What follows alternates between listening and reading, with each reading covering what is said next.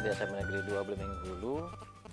Program yang sudah kita laksanakan, yang pertama tentang sesuai dengan project plan yang kemarin, itu budidaya tebu dengan tujuan adalah untuk memanfaatkan atau konservasi lahan kosong dan juga sebagai area belajar bagi siswa.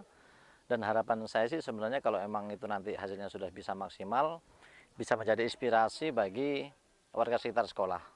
Kemudian yang kedua, karena ini sekolah saya masih baru di sana, program yang berikutnya adalah recycle barang-barang bekas pemanfaatannya.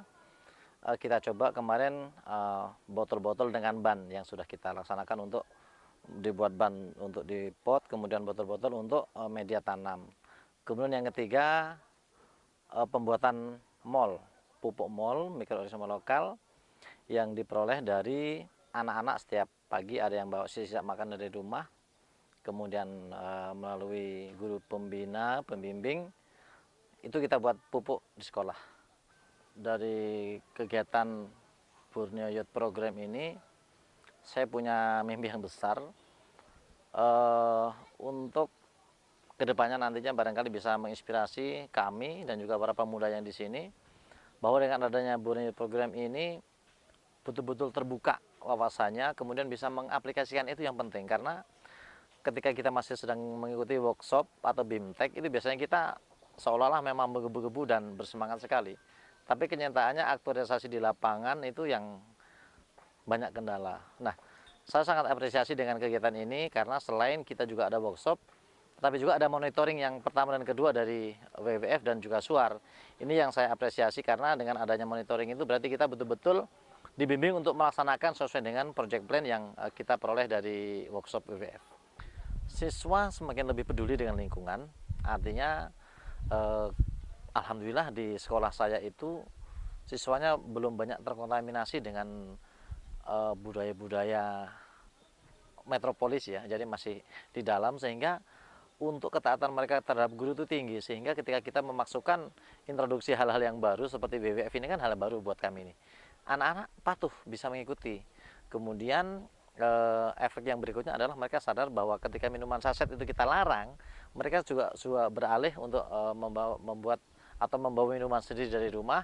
Kemudian sampah-sampahnya mereka juga sudah paham, bisa memilah antara sampah organik dan anorganik untuk mereka kreasikan. Sebagai yang organik jadikan pupuk, jadikan mol, kemudian yang anorganik bisa mereka kreasikan sesuai dengan pemahaman mereka dan bimbingan guru tentunya. Pasukan 10 itu kami bentuk kemarin ketika kita mau mengaktualisasikan Borneo Youth Program di sekolah.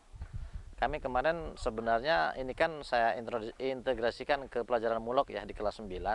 Mestinya bukan tim 10 tapi tim satu kelas. Tapi kenyataannya ketika sekolah ini memberdayakan seluruh siswa yang ada di kelas 9 itu ternyata bias karena terlalu banyak anak, rupanya menurut saya kurang pas. Sehingga kami membentuklah yang disebut tim 10 itu. Mereka bertugas ketika ada program apapun dari WWF yang kami lakukan di sekolahan, mereka itulah yang sebagai ujung tombak, sebagai penanganannya. Kemudian harapan kami ketika tim 10 ini sudah terbentuk dengan baik dan solid, dia bisa menularkan pengalamannya kepada teman-teman lain, apalagi di kelas-kelas bawahnya. Kendala untuk pelaksanaan program ini di sekolah saya sebenarnya tidak terlalu signifikan ya, tapi hanya saja barangkali warga sekolah yang masih pemahaman tentang WWF itu masih minim. Kemudian karena di wilayah saya itu masyarakatnya sudah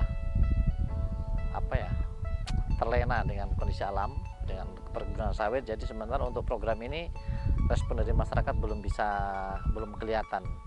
Ya, harapan saya mudah-mudahan ke depan dengan banyak bimbingan dari WWF dan SUAR, program-program yang kami laksanakan di sekolah dapat berhasil dengan baik sehingga bisa betul-betul membuka pikiran dan bisa menginspirasi masyarakat sekitar sekolah pada umumnya.